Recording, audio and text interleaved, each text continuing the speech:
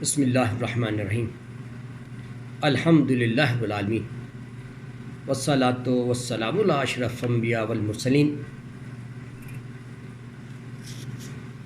محترم، آج کا اسپیشل موضوع چنا گیا رشتے کے بارے۔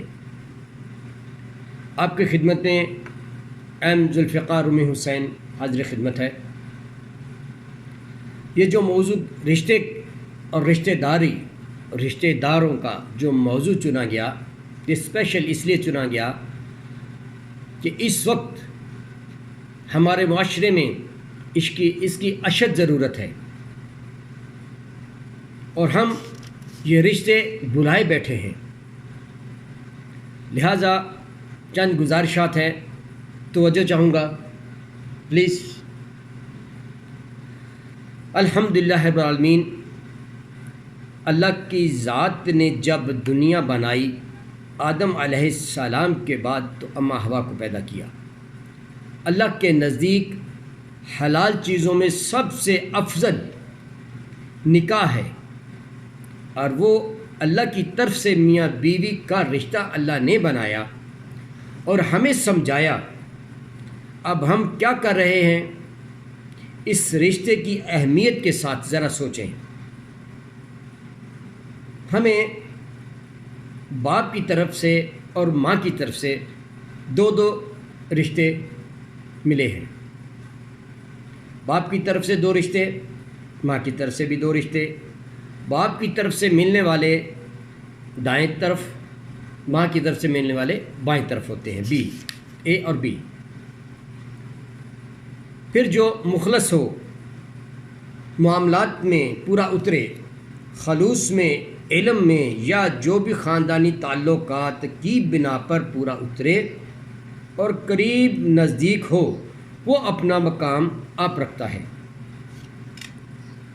لیکن دنیا میں سب سے مضبوط رشتہ باپ بیٹے کا ہوتا ہے، کیونکہ وراثت اس کے نام منتقل ہوتی ہے۔ وہ علامہ اقبال رحمۃ اللہ علیہ نے بھی بہت اچھی ترجمانی کی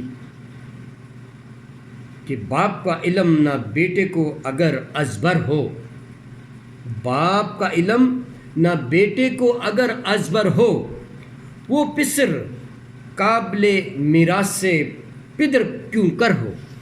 ذرا سوچئے۔ مگر پھر بھی بظاہر وراثت تو جو وراثت ہے اس کا وارث بیٹا ہی ہوتا ہے، نالائق ہو یا لائق ہو۔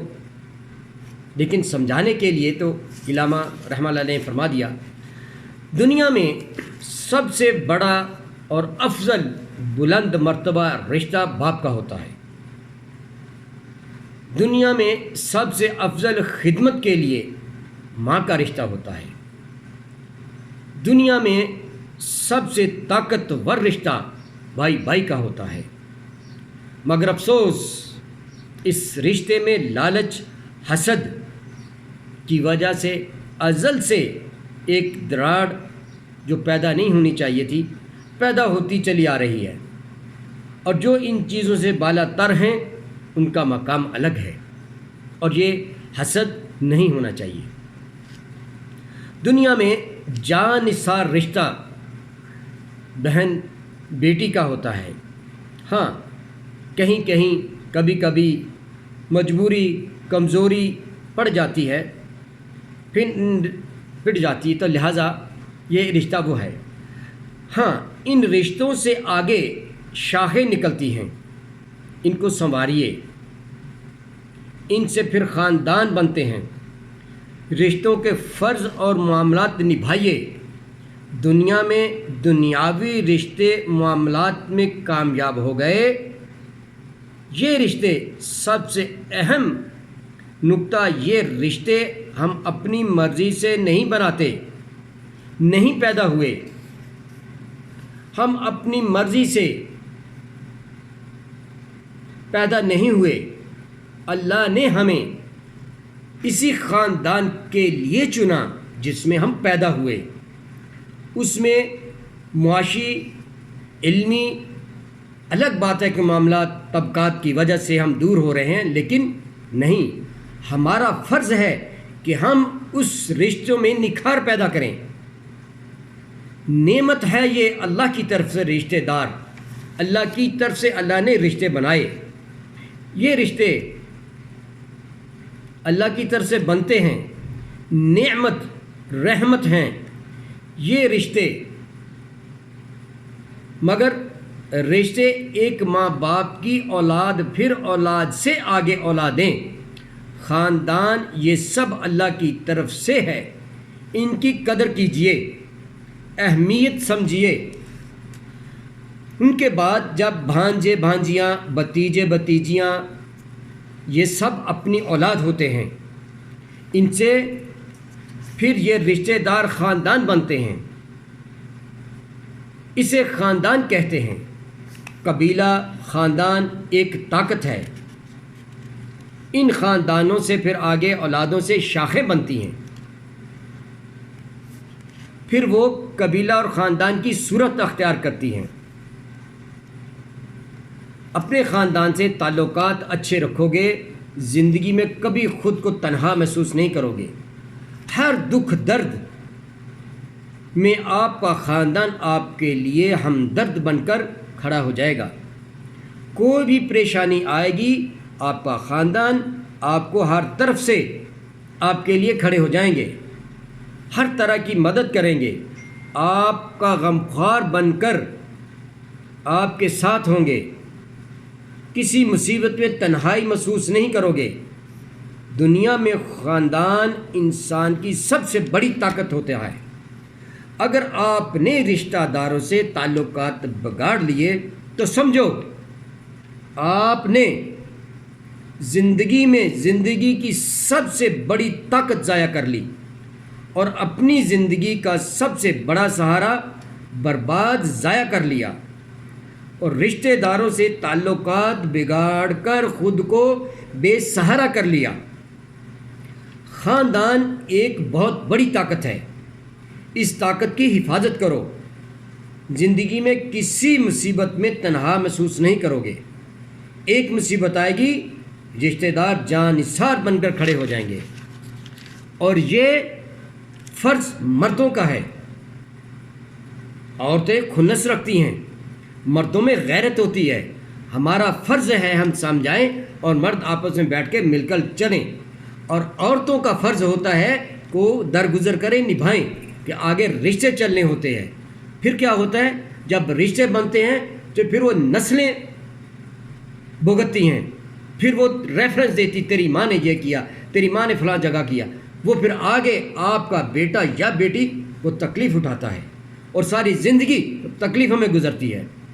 ایک جائزہ بتاتا ہے، ایک تجزیہ، کہ جو لوگ اپنے رشتہ داری میں، رشتہ داروں میں اچھے تعلقات رکھتے ہیں وہ ہمیشہ خوشیوں سے جیتے ہیں، اور جن لوگوں کے تعلقات رشتوں سے، رشتہ داری سے اچھے نہیں، ہمیشہ ان میں رنج و غم، دکھ درد کا سما ماحول رہتا ہے۔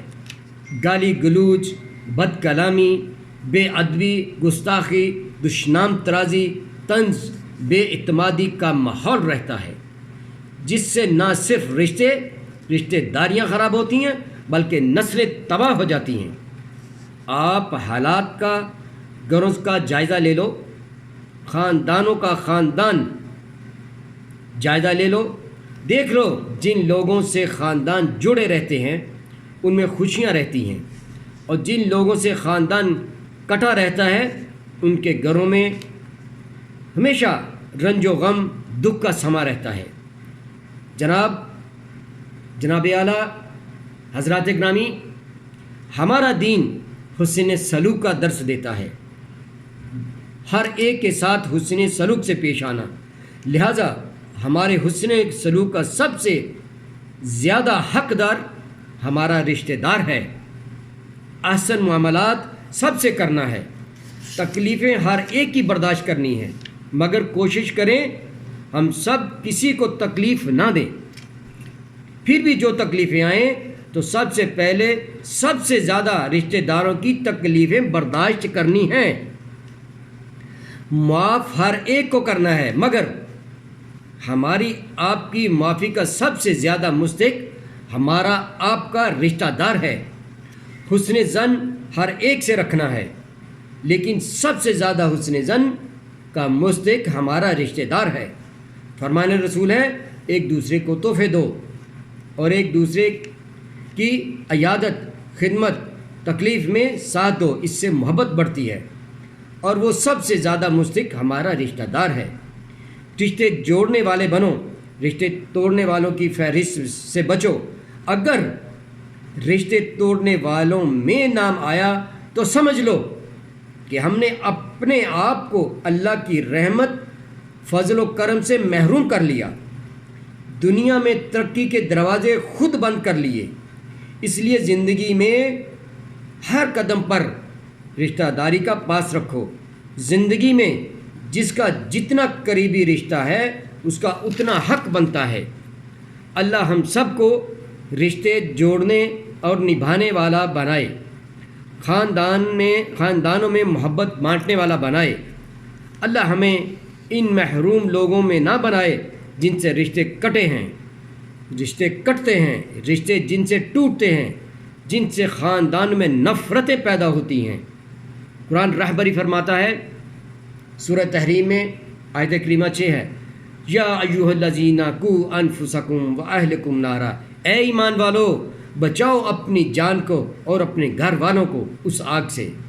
رشتے داری نبھانے کا کلیہ، ہر رشتہ جو اللہ نے پیدا کیا، درجہ بدرجہ بنایا، اسے اس رشتے کی اہمیت سمجھیں، اس کی قدر و منزلت اور اس کی عظیمت عزت دیں، اور یہ صرف اور صرف اچھی اور عزت والی مائیں بناتی ہیں، وہی سمجھاتی ہیں۔